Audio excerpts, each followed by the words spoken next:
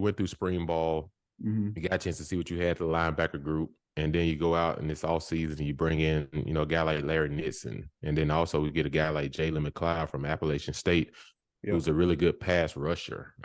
Just talk about, the whole process of why we needed to continue to add guys to our roster at that point in time. Yeah, the first thing, Jalen will probably be primarily an edge guy. I probably won't have my hands on him too much.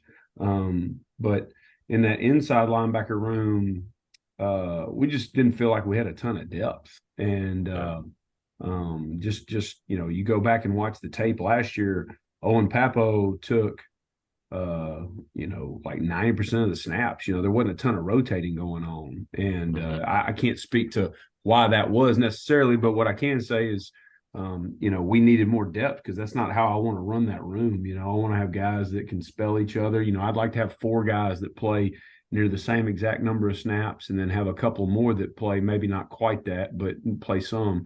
And then obviously linebackers are who you lean on heavily in special teams. Linebackers and DBs are on all your special teams units. So we just needed more bodies and experience. So like I said, we got hired so late, or I got hired so late.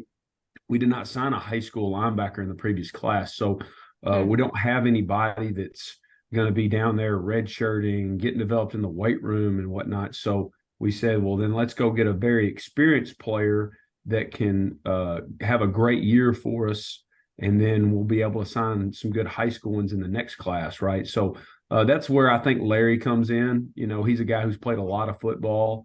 Regardless of his athleticism, just his experience and just his, production. I mean, he's tackled a lot. So just that production is what I wanted, and some leadership, and he's brought that. So I'm excited about him. And Austin Keys had a really good spring. I think he's going to be a very good player that I think Auburn Nation is going to be really excited about. And, I was real pleased with a lot of the guys. And I think there's a lot of guys that didn't play a ton last year that we inherited that are going to have a good year. I think Eugene Asante is going to have a really good year. He's had a great offseason.